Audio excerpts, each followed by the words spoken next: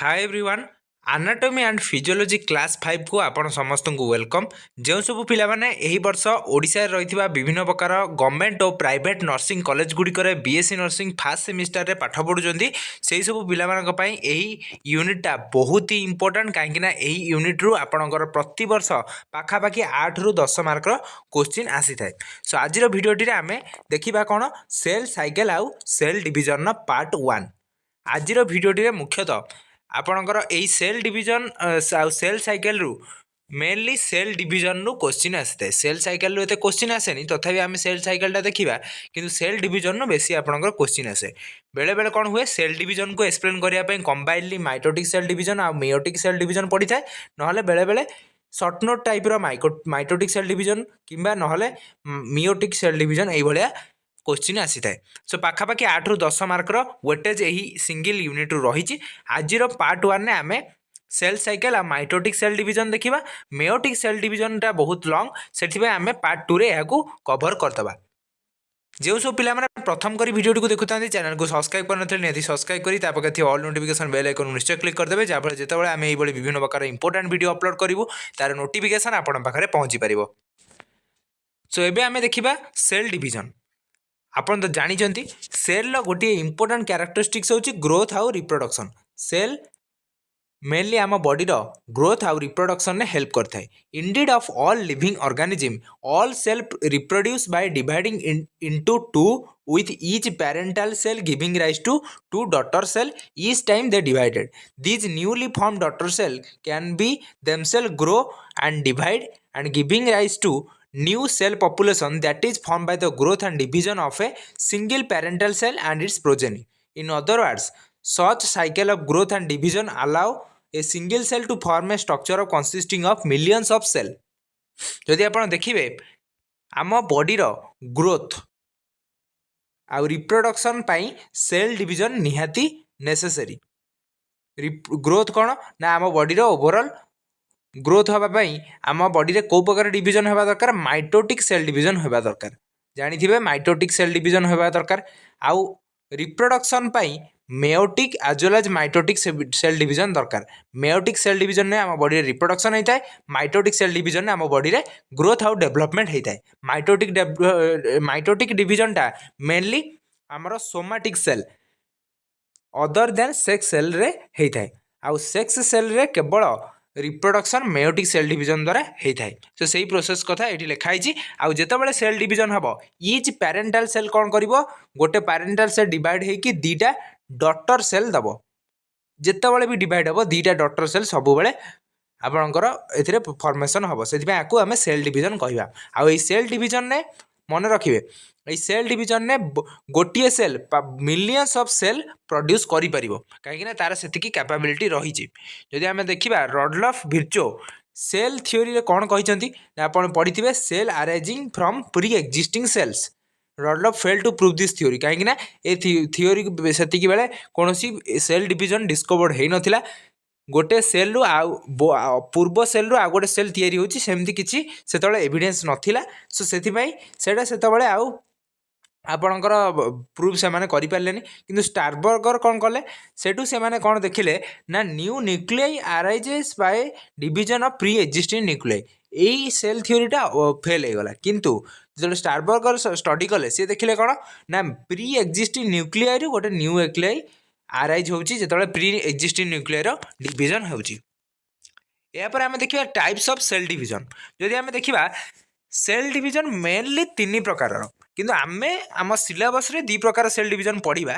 किंतु मुझे third type रो सेल डिवीजन अच्छी सेटा भी आपको पढ़ेदेवी। कौन कौन मन रखिए ए माइटोसिस बा direct division mitosis indirect cell division आ गोटे मेयोसिस रिडक्शनल सेल डिवीजन। ताले आमाइटोसिस कौन आमाइटोसिस जो सेल डिवीजन नाटी को प्रथमे किए देइथिले फ्लेमिंग। फ्लेमिंग ही आमाइटोसिस को स्टडी करथिले। It is the most primitive type of cell division. यही सेल डिवीजन ने कौन सी प्रकार क्रोमोजोम विजिबल हो न था। It is the process of division without recognizable chromosome. एथिरे कौन क्रोमोजोम आम देखा पाइबा नहीं। Amitosis does not involve the formation of spindle fibre. एथिरे कौन प्रकार स्पिंडल फाइबर फॉर्मेशन हो न था केवल ता कैरेक्टरिस्टिक्स मन रखिए बेले बेले जब सर्ट नोट पड़ जाए आपण मैंने युड़िक लिखिपारे सो यहाँ नोट डाउन करके रखु। Division of nuclei is direct. एथिरे डायरेक्ट न्यूक्लियर डिविजन होता है। In amitosis division may be equal or unequal. Etah equal division हो पारे माने क्रोमोजोम नंबर सेम रही पारे क्रोमोजोम नंबर डिफरेंट भी रही पारे। Amitosis is fastest cell division which may complete in 20 to 30 minutes.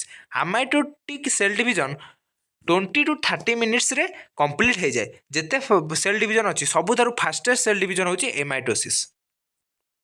Next division of cytoplasm and nucleus occur simultaneously by constriction. कौन ना जिते बड़े आपणकर साइटोप्लाज्म और न्यूक्लियस डिविजन एका सांगे होता है। देखिपे यहीटा को येलो कलरटा को आम कौन कह जो येलो कलर देखुं से साइटोप्लाज्म ता भर जो रेड कलर देखुं से न्यूक्लियस। कंस्ट्रिक्शन इन न्यूक्लियाई माने कौन एका सांगे साइटोप्लाज्म डिविजन होची आउ न्यूक्लियर एका सांगे डिविजन देखा जाए। देखिपे ये एका सांगे डिविजन होगी डीरा डॉटर सेल प्रोड्यूस होची एका सांगे दी प्रकार डिविजन होची। एठी आउ साइटोकाइनेसिस कैरियोकाइनेसिस देखा जाए एका सांगे दीटाकर डिविजन होता है। सेटा आम कौन पढ़ा से आप जानीपर कि मन रखिए कि एमाइटोसिस रे कंस्ट्रिक्शन मेकानिजम रे सेल डिविजन आज वेल एज आपणकर साइटोप्लाज्म और न्यूक्लियर डिविजन देखा जाए। एगुड़ा कौन देखा जाए मेनली प्रोकैरियोटिक सेल रे यही आमाइटोटिक सेल डिविजन देखा जाए। जिते प्रकार प्रोकैरियोट्स माने रहिले सेमान पाखरे आमाइटोसिस सेल डिविजन देखा जाए। जमती कि ईस्ट रे बॉडिंग यही माइटोसिस रे हुए आमोइबारे मल्टीपुल फिजन ये आमाइटोसिस रे होता है। ता छड़ा जो देखिए पारामिसियम रे डिविजन भी मेगा न्यूक्लियस रो भाया होता है। यार सब एग्जांपल मन रखिए मामाल रो जो ग्रोथ ऑफ फेटल मेम्ब्रेन जमी आमनियन क्रोनियन आलांटोइस यक्सैक यार यही सब मामाल्स क्षेत्र में यही सब फेटल मेम्ब्रेन रो डेवलपमेंट बा सेल डिविजन यही आमाइटोटिक सेल डिविजन प्रोसेस रे होता है। Mitochondria or chloroplast division amitotic cell division presence रे होता है। यार सब एग्जांपल गुड़ा मन रखिए। नेक्स्ट देखिबा माइटोसिस। माइटोसिस को कौन कह जाए मन रखिए माइटोसिस को आम इक्वेशनल सेल डिविजन कही था कहीं आज the two daughter cell form have the same number of chromosome as that of parent cell. Parent cell रो क्रोमोजोम नंबर जेतिकी रही मन कर chromosome number parent cell 2n रोचे से जो दीटा डॉटर सेल तैयारी हम से daughter cell chromosome number same रही आम यही प्रकार डिविजन को माइटोटिक सेल डिविजन बा इक्वेशनल सेल डिविजन कहवा। यही माइटोसिस टर्म को फ्लेमिंग देते। Mitotic cell division mainly occur in somatic cells. Somatic cell means skin cells bone marrow cells other than sex chromosome or sex cell. Sex cell sex chromosome को छाड़देले आमर जिते cell body रे रहिला सबू cell रे mitotic cell division देखा जाए। Mitotic cell division complete in 2 phases दीटा फेज रे हम गोटे है कैरियोकाइनेसिस जो न्यूक्लियस डिविजन हम साइटोकाइनेसिस जोटे साइटोप्लाज्मिक डिविजन माने साइटोप्लाज्म डिविजन हम। एथिरे जदि आमे देखिबा देख कैरियोकाइनेसिस टा 4टा फेज रे हबो प्रोफेज मेटाफेज एनाफेज टीलोफेज 4टा फेज रे हबो। Cytokinesis involves division of cytoplasm and organelles it takes place in animal as well as plant cells. दी प्रकार सेल रे साइटोकाइनेसिस देखा जाए। कैरियोकाइनेसिस और साइटोकाइनेसिस रे डिफरेंस कोन यदि देखिबा कैरियोकाइनेसिस रे कोन हुए ना it is known as the division of daughter chromosome M phase रे माने एम फेज माने मेटाफेज रे कोन हुए डॉटर क्रोमोजोम रो डिविजन होता है। साइटोकाइनेसिस रे कोन हुए साइटोप्लाज्म रो डिविजन हुए। Karyokinesis occur or starts are the karyokinesis with karyokinesis itself आउ साइटोकाइनेसिस टा occurs at the end of M phase जेतबेले एंड होथुबो ठीक सही समय रे साइटोकाइनेसिस स्टार्ट हो जिवो। It can occur independent of cytokinesis. Karyokinesis cytokinesis ऊपर डिपेंड करी न थाए किंतु साइटोकाइनेसिस कैरियोकाइनेसिस नहेले केबे भी हेपरन प्रथमे न्यूक्लियर डिविजन हेबा दरकार। न्यूक्लियर डिविजन हेले ही तापर नेक्स्ट स्टेप रे साइटोप्लाज्मिक बा साइटोकाइनेसिस हेई परिबो। सेति कैरियोकाइनेसिस होची निहाती इंपोर्टेंट। कैरियोकाइनेसिस हेले ही साइटोकाइनेसिस हेई परिबो। Next meiosis. Meiosis was proposed by Farmer and Moore. Meiosis कौन ना मेयोसिस को प्रथम प्रपोज करते फार्मर आउ मोरे। एथिरे कौन होता है ना In this kind of cell division there is reduced in the chromosome number by half. एथिरे कौन हुए ना आमर क्रोमोजोम नंबर हाफ हो जाए आ दी प्रकार हाप्लोइड डॉटर सेल प्रोड्यूस होता है. सो यही प्रकार सेल को आम रिडक्शनल सेल डिवीजन कही था. मेयोसिस मन कर पैरेंटाल सेल क्रोमोजोम नंबर जब 2n रोचे तार जो डॉटर सेल प्रोड्यूस हम डॉटर सेल रे क्रोमोजोम नंबर हाफ हो मन रखिए. यही दुटा जो डॉटर सेल तैयारी हम आपको आम हाप्लोइड डॉटर सेल कहवा. आउ यही प्रकार सेल डिवीजन को mitotic sorry meiotic cell division or आमर कौन कहवा रिडक्शनल सेल डिवीजन. जेहेतु क्रोमोजोम नंबर रे रिडक्शन होची माने क्रोमोजोम नंबर कमी जाउची सेति आमे कहू रिडक्शनल सेल डिवीजन कहवा. Meiosis ensure the production of haploid phase in the life cycle of sexually reproducing organism where fertilization restore the diploid phase. जेतेबेले गैमेट फॉर्मेशन हम सेक्सुअली रिप्रोड्यूसिंग ऑर्गेनिज्म को body रे जेतेबेले गैमेट फॉर्मेशन हम माने mail को क्षेत्र रे स्पर्म फीमेल को क्षेत्र रे ओवम सेही फेज माने स्पर्माटोजेनेसिस oogenesis मेनली आमर मेयोटिक सेल डिवीजन में होता है. आउ एथिरे कौन हुए हाप्लॉइड हो जाए नंबरटा कमी जाए पुणी तार डिप्लॉइडिटी कंडीशन पुणी आपणकर कौन हुए रिस्टोर हो जाए केतबेले जो फर्टिलाइजेशन हम स्पर्म आउ ओवम जो मिसीज पुणी क्रोमोजोम नंबर रिस्टोर हो. सो यही आमर प्रोसेसटी चली था.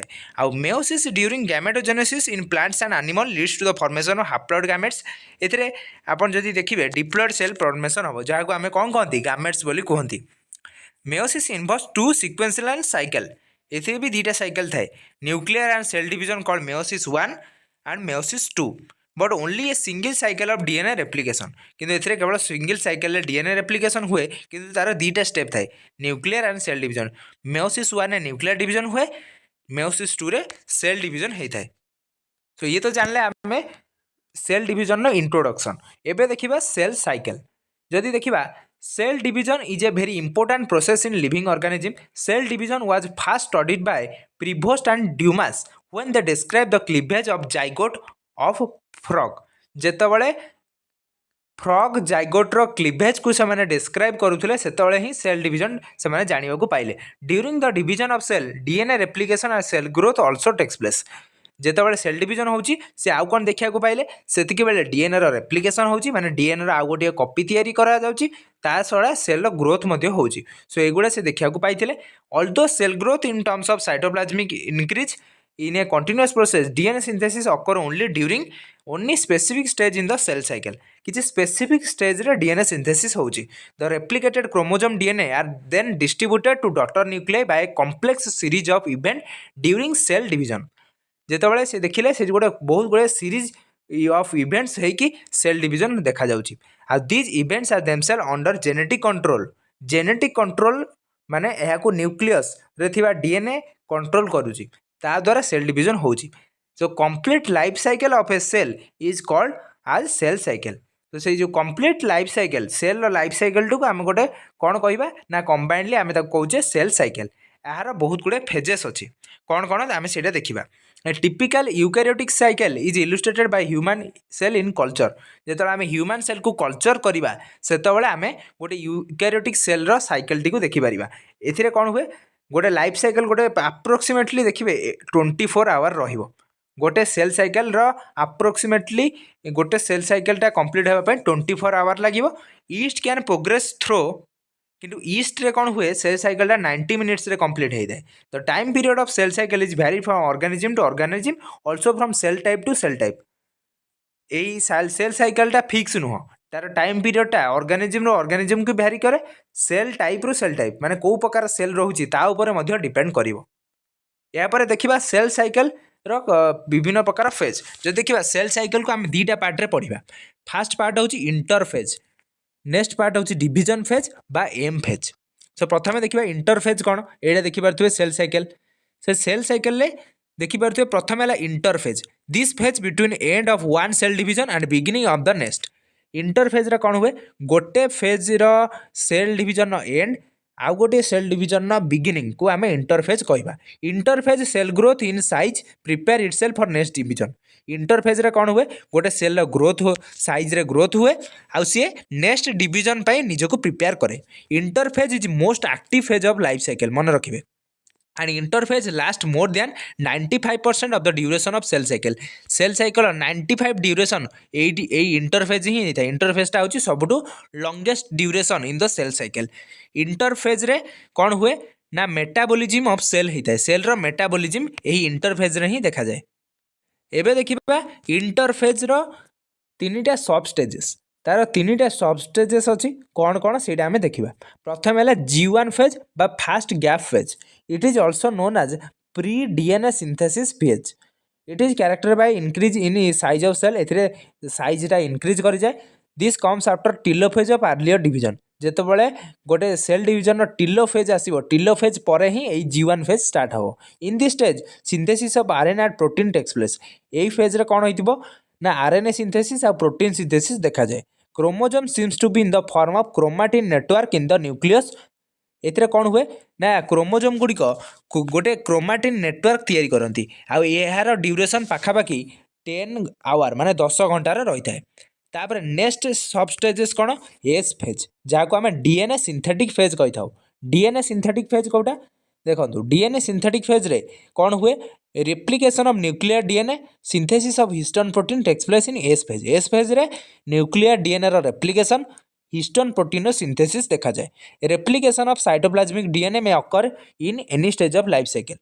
ସାଇଟୋପ୍ଲାଜମିକ୍ DNAର ମଧ୍ୟ ରେପ୍ଲିକେସନ୍ ଯେକୌଣସି ଷ୍ଟେଜ୍ରେ ହେଇପାରେ, କିନ୍ତୁ ଏସ୍ ଫେଜ୍ରେ ପର୍ଟିକୁଲାରଲି ନ୍ୟୁକ୍ଲିୟର DNAର ରେପ୍ଲିକେସନ୍ ହେଇଥାଏ। ଏସ୍ ଫେଜ୍ର ଆନିମାଲ୍ ସେଲ୍ରେ କ'ଣ ହେଇଥାଏ DNA replication begins in the nucleus and the centriole duplicates in the cytoplasm. Centriole splits in late S phase. गोटे सेल सेंट्रियोलटा लेट एस फेज्र शेष बेलू स्प्लिट्स होता है। यार ड्यूरेशन है 8 आवर। मन रखिए एस फेज्रे 8 घंटा लगी था। नेक्स्ट आसो G2 फेज। G2 फेज कौन ये देखिए सब फेज गुड़ा रही आपन को आप जो नोट्स आपन को पढ़े कि जो डायग्रामटा देदेवे आप देखिपारे से डायग्राम देखिले आप बुझीपारे। G2 फेज कौन सेकेंड गैप फेज बा प्री माइटोसिस फेज।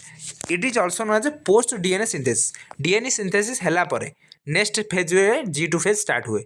एथिरे कौन हुए actual preparation of M phase occur during this phase. During this phase, proteins are synthesized in the preparation of mitosis while cell growth continue. After G2 phase, cell enter in the division of M phase. G2 phase पर cell M phase बा division phase को enter करे। जो आम interphase पढ़िले से इंटरफेजटा you start हम। Mitochondria plastid also duplicate during this phase. यही फेज्रे mitochondria प्लास्टिड्र duplication होता है।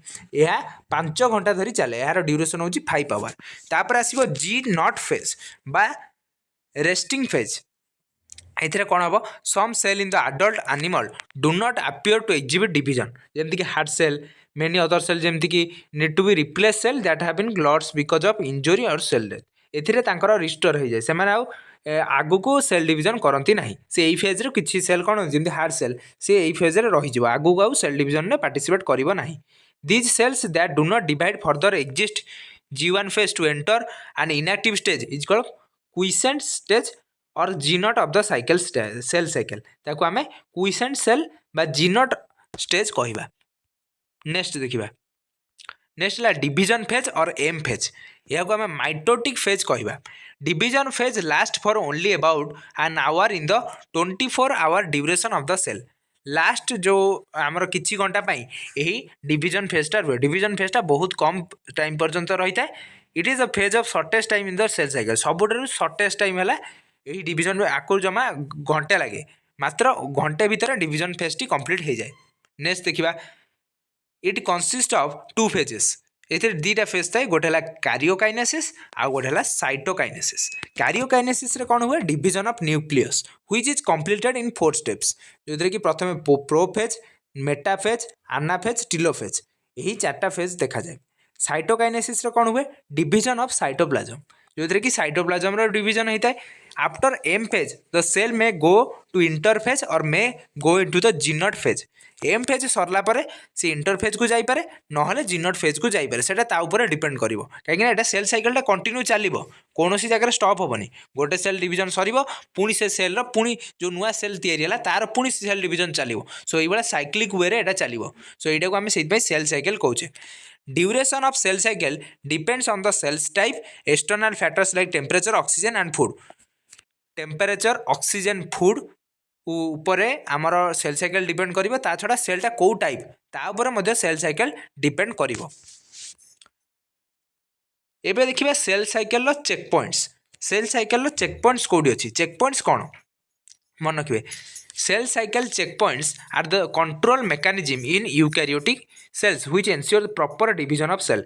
सेल टी जेमति प्रॉपर भाव में डिवीजन हेई परिवो सेथि पई किछि सेल साइकिल रो चेक पॉइंट्स रहिछि जे कि यूकैरियोटिक सेल रो डिवीजन को कंट्रोल करे आ से मेकानिज्म को आमे सेल साइकिल चेक पॉइंट कहि थाउ।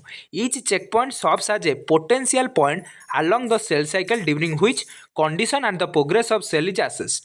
एइथिरे कोन हबो किछि पोटेंशियल पॉइंट आमे देखिबा सेही पॉइंट गुडा को आमे विभिन्न प्रकार चेक पॉइंट्स कहबा। Eukaryotic cell have a cell cycle control system which involves a regulatory protein belonging to the family of protein kinases also known as cyclin dependent kinase जे कि कौन करिवो ना यही सेल साइकिल को कंट्रोल करिवो आ सेही प्रोटीन को आमे कहबा protein kinase cyclin dependent kinase मन रखिबे जेको CDK5 आमे लिखिबा। CDK5 cone? CDK5 binds to regulator protein known as cyclin to form a specific cyclin CDK complex which get activated during a particular phase of cell cycle. There are 3 checkpoints. तीनटा checkpoints रहिबो कोन कोन? G1 checkpoint, G2 checkpoint, M checkpoint. तीनटा checkpoint आमे cell cycle देखिया को पाइबा। प्रथम देखिबा G1 checkpoint. This checkpoint is G1 or S transition. G1 checkpoint is also known as restriction point in mammalian cell and start point in yeast. मन रखिबे this point at which the cell becomes committed to enter the cell cycle. एइथिरे कोन हुए ना गोटे cell cycle committed हो जिवो माने से cell cycle भीतर को एंट्री करिया को बाध्य। Once the cell phase G1 checkpoint it become reversibly committed to divide. As the cell progress growth G1 phase it can either delay G1 or enter or proceed past the restriction point. The decision to enter a new round of the cell division occur when the cell activate cyclic CDK dependent transcription. मन रखिबे so during G1 checkpoint the cell is assessed for the following preparation in order to enter the next phase of cell cycle. G1 checkpoint रे कोन हुए DNA damage हो जाए cell cycle increase हुए आउ कोन हुए ना जो एटीपी प्रोटीन एंजाइम रो सिंथेसिस एही स्टेज रे हेई थाए मन रखिबे। नेक्स्ट आसीबो G2 checkpoint. G2 checkpoint कोन ना आपको हमें M transition checkpoint कहबा। During this checkpoint the cell is checked for DNA damage or incomplete replication. AE checkpoint रे से देखिबे कि सेल दा डैमेज हेजी DNA डैमेज हेजी ना रेप्लिकेशन टा इनकम्प्लीट हेजी सेटा देखिया को पड़िबो। आ protein synthesis and accumulation which gives positive feedback help the cell for progress to next phase. AE phase रे cell row next division start हेजिबो। Metaphase और M checkpoint. Checkpoint is at the transition from metaphase to anaphase. M check point रे कोन हबो ना ए होची गोटे transition जोटा कि मेटाफेज रो एनाफेज पर्यंत हबो। It is known as mitotic spindle check point. एहा को माइटोटिक स्पिंडल चेक पॉइंट कहआ जिवो काहे कि ना during this check point the cell is checked for alignment of chromosome. Mitotic phase रे एंती क्रोमोसोम रो सब अलाइनमेंट हे जिवो आ सेडा रे कोन हबो स्पिंडल फाइबर रो मध्य फॉर्मेशन हबो। आउ कोन हे पारे ना tension is created by bipolar attachment is sensed. जेहेतु आमर दीटा पोल थी दीटा पोल को आमर क्रोमोसोम गुड़िकर मुवमेंट देखा से गोटे बाइपोलर टेंशन क्रिएट हम से जगह आउ here anaphase promoting complex get activated. यही आनाफेज रे प्रमोटिंग कम्प्लेक्स गुड़िक जहाँ थी जी कि यही सेल डिवीजन को प्रमोट कर तार कम्प्लेक्स गुड़िक एक्टिवेट हो। If the mechanism to detect the damage in DNA fails it results it in cancer. जदि यही मेकानिज्म को डिटेक्ट करने आउ डैमेज करने DNA फेल हो जाउची ताले आमे जानिबा सिथिरे कोन हबो कैंसर देखा जिवो। मन रखिबे सेल जो कैंसर यही सेल रे डैमेज DNA रो म्यूटोसिस बा DNA रो डैमेज जोगु यही चेक पॉइंट मेटाफेज रो जो M चेक पॉइंट देखा गला एई जगह रे हेइताय। वर्तमान आमे देखिबा माइटोटिक सेल डिवीजन फेज और M phase of a mitotic phase last for only about an hour in 24 hour duration of cell cycle of a human cell. Division phase बा M phase रो जो माइटोटिक फेज रे एथिरे mainly 24 hour duration cell cycle रुए। It is the phase of shortest time in the cell cycle जोटा कि आम division phase रे पढ़ीचे। तापर आम जब देखा the M phase start with nuclear division M phase nuclear division start होगी corresponding separation of daughter chromosome जोटा कि आम कैरियोकाइनेसिस करवा usually end with the division of cytoplasm last cytoplasm division होगी आमर एम फेज टी कंप्लीट हो जाए जहाँ को आम डिवीजन फेज कही था ये सरला डिवीजन फेज पर आसब कौन माइटोसिस विषय आम इंट्रोडक्शन प्रथम देखिले माइटोसिस होची आमर कौन माइटोसिस होची इक्वेशनल सेल डिवीजन ए क्रोमोसोम नंबर सेम रुहे आर चार्टा स्टेज रुहे प्रोफेज मेटाफेज आनाफेज आउ टीलोफेज कौ स्टेज रे कौन हुए आप जब मन रखी पारु ना यहीटा मु सर्ट डायग्रामटा मुझे आपको आम टेलीग्राम चैनल आम जो ग्रुप्स गुड़िक अच्छी से अपलोड करदेवी कि आम डिटेली देखा तो से फेज गुड़िक आम देखा कौन कौन फेज प्रथम आसो प्रोफेज हूँ माइटोटिक सेल डिवीजन सबुठार लंगेस्ट फेज आईटा हूँ सब यहाँ हूँ first stage which follows S आउ G2 फेज ऑफ इंटरफेज रो जो एस आउ G2 फेज रहिला ताकू ही प्रोफेज फॉलो करिवो जहाँ जहाँ मु बुझेली तार सब डायग्राम से करेस्पॉन्डिंग डायग्राम गुड़ा मु आमर ग्रुप गुड़िक अपलोड करदेवी आपण मैंने सेटा को पढ़े आ से डायग्राम को देखले इजिली बुझीपारे तो मेटाबॉलिज्म ऑफ सेल डिक्रीज एटी कौन हुए ना मेटाबॉलिक एक्टिविटी गुड़िक सेल कमिज cytoplasm become viscous refractive and pale cytoplasm धीरे धीरे पेल हो chromosome are seen to be longitudinally consisting of two chromatid attached together at the centromere ये कौन देखा प्रोफेज रे क्रोमोसोम गुड़ा सब देखा आमको देखा लंगिट्यूडिनली से आरेंज होती दीटा क्रोमाटिड सहित जो अटैच हो मझे क्रोमोसोम सहित सॉरी सेंट्रोमियर सहित सेगुड़िक सब आमको प्रोफेज रे देखा at primary stage of nucleus and chromatin network become more conspicuous and visible primary stage रे आमको क्रोमोसोम आउ क्रोमाटिड गुड़िक देखा chromosome become clearly visible inside the nucleus chromosome become shorter and thicker बहुत छोट आउ थिक हो in late prophase nuclear membrane and nucleolus disappear late prophase सरी सरी आसो से कौन हम ना न्यूक्लियर मेम्ब्रेन आउ न्यूक्लियस गुड़िक धीरे धीरे डिसअपियर हो मन रखिए नेक्स्ट आसो मेटाफेज रे कौन हम ये तो आप छोट बेलू पढ़ी बहुत इजिली बुझीपारे मेटाफेज रे it is then the stage arise at which morphology of the chromosome is mostly easily studied ये कौन करा ना nuclear membrane and nucleus disappear completely nuclear membrane and nucleus disappear हो chromosome become shortest and thickest आज दिस सबुठारु short आउ thickest हो मोटा हो बहुत थिक हो and the best phase to study chromosome यही स्टेज रे ही क्रोमोसोम को स्टडी करा जाए क्रोमोसोम रे किसी डिफेक्ट रहिले आमे यही मेटाफेज रे ही स्टडी करके जानी थाउ spindle fibre are form from pole देखुए दीटा पोल रोचे यही पोल जगह स्पिंडल फाइबर फॉर्मेशन हम to the centre at which made of the microtubules जोटा कि माइक्रोट्यूबुल्स फॉर्मेशन करिवो with the help of spindle fiber chromosome are arranged on the equatorial plate ये स्पिंडल फाइबर हेल्प रे equatorial plate रे देखो chromosome गुड़ा केमती अरेंज होकर रही है रही तो spindle fibre attach to the kinetochore of the chromosome kinetochore यहाँ यही जगह काइनेटोकोर से सब अटैच होकर स्पिंडल फाइबर क्रोमोसोम रहिबो so centromere lie at the equator arms and remain directed towards pole से गुड़ा कुआड़ को रही ना सेंट्रोमियर गुड़ा डायरेक्टेड रही पोल आड़ को spindle fibres are of two types spindle fibre दुई प्रकार देखा जाए गोटे डिसकंटिन्यूअस स्पिंडल फाइबर जोटा कि these are the joints with centromere of the chromosome centromere सहित जॉइंट होकर रही है देखिपे युवा है डिसकंटिन्यूअस स्पिंडल फाइबर आउ गोटे कंटिन्यूअस स्पिंडल फाइबर जोटा कि गोटे पोल आउ गोटे पोल पर्यंत थी कौन मझे जॉइंट न से गुड़ाक एमती बाहर की आसवे पूरा कम्प्लीटली से कौन जगह डिसकंटिन्यू हो नाकू आम कंटिन्यूअस स्पिंडल फाइबर कहवा नेक्स्ट आसो आनाफेज हूँ सबुठ सर्टेस्ट ड्यूरेसन आपको आम सर्टेस्ट फेज कहवा ए क्रोमोसोम सबुठ थिकेस्ट हो कौन हम इच क्रोमोसोम स्प्लिटिंग देखा आउ ए क्रोमोसोम सेंट्रोमियर रे स्प्लिटिंग हम आ both chromatid of each chromosome separate from each other परस्पर ठार अलग हो इक्वेटर ठार अलग हो पोल आड़ को मूवमेंट करेंगे daughter chromosome move towards opposite pole due to repulsion and contraction of spindle fibre approximately 30 ATP are required to carry chromosome to pole गोटे क्रोमोसोम को पोल आड़ को नेबाई अप्रोक्सीमेटली 30 एटीपी रो एनर्जी दरकार chromosome reach at the pole in late anaphase chromosome splits and chromatid separate यहाँ chromosome split कर chromatid separate हो chromosome with one chromatid move to opposite poles chromosomal spindle fibre pull the chromosome toward the pole and the chromosome appear यापर पुणी कौन हम chromosome आपियर कर कौ सेप्र B सेप ना एल सेप ना जे सेप ना आई सेप जी कौ प्रकार सेप आरेंज कर से अनुसार तार ना रही बी सेप है metacentric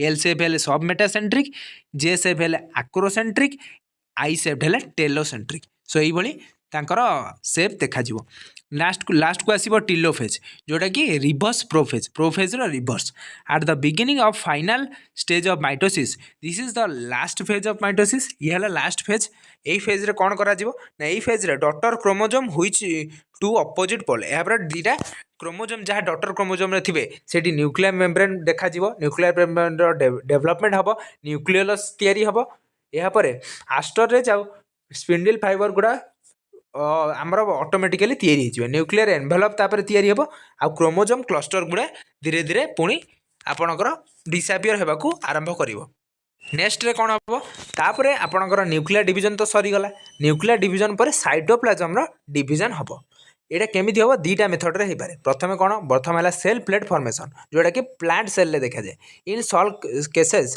cell plate is laid down से सेल प्लेट तैयारी हम मझे गोटे सेल प्लेट तैयारी हम से सेल प्लेट कौन हम usually centre are move towards periphery जोटा कि पेरिफेरी आड़ को जाके एमती दी फाड़ काटिदेव जोटा कि आम साइटोप्लाज्म आम डिवीजन कहवा ना कौन हम सेल फ्यूरो फॉर्मेशन जोटा कि एनिमल सेल रे देखा जाए ए कौन हुए जेहेतु सेल मेम्ब्रेनटा flexible outermost cell wall ए सेल फ्यूरर प्रोसेस रे एटी कौन हम सर्कुलर कन्स्ट्रिक्शन गोटे तैयारी हम ये तैयारी हम आउ से आमर इक्वेटर रे जहाँ कि देखा आउ कन्वर्ज हम ऑन साइड सबू साइड को फाइनल दुटा डॉटर साइड दब cytokinesis start in late anaphase in animal centre of cytokinesis occur by the constriction and furrow formation cytokinesis animal दी प्रकार मेकानिज्म देखा जाए कन्स्ट्रिक्शन मेकानिज्म आ गोटे फ्यूरो फॉर्मेशन दी प्रकार फॉर्मेशन ने साइटोप्लाज्म डिवीजन हेबो यापर आसो सिग्निफिकेंस ऑफ माइटोसिस आम तो माइटोसिस डिवीजन को भल भाव बुझी नेले सो एबे देखिबा यार सिग्निफिकेंस कौन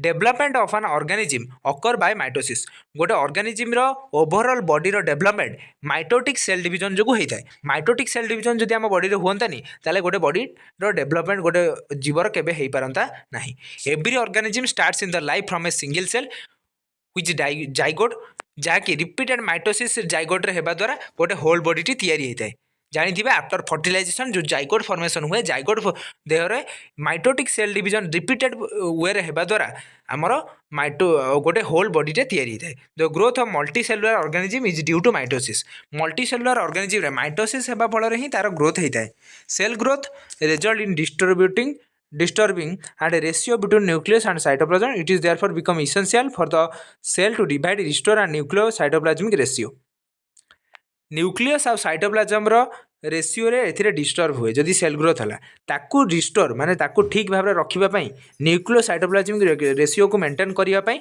सेल ग्रोथ होता है very significant contribution of mitosis in cell repair cell रो रिपेयर आम बॉडी जदि किसी कौन जगह वुंड है कि कौन जगह कौन रिपेयर करा माइटोसिस होगा द्वारा ही आम बॉडी रिपेयरमेंट हो पारुछि the cell of upper layer of epidermis cell of living part of gut blood cell are being constantly replace एगुड़ा कन्स्टेंटली केमिति रिप्लेस होउछि एपिडर्मिस आम स्किन तापरे सेल जो लिविंग गट बॉडी रहा गट आप जानते डाइजेस्टिव ट्रैक्ट रे गट रही है तार सेल गुड़िकर डिवीजन ब्लड सेल एगुड़ा सब माइटोसिस होगा द्वारा आम बॉडी रे तैयारी पार्टी mitotic division in the meristematic tissue of the apical और lateral cambium result the continuous growth of a plant throughout their life जानते प्लांट सेल जो कैम्बियम लैटर कैम्बियम आउ एपिकल मेरिस्टेम जो tissue रहा तार division होगा निहाती दरकार गोटे गोटे आम प्लांट ग्रोथ करने एपिकल आउ कैम्बियम मेरिस्टेम जो टिश्यू रहा तार ग्रोथ होगा दरकार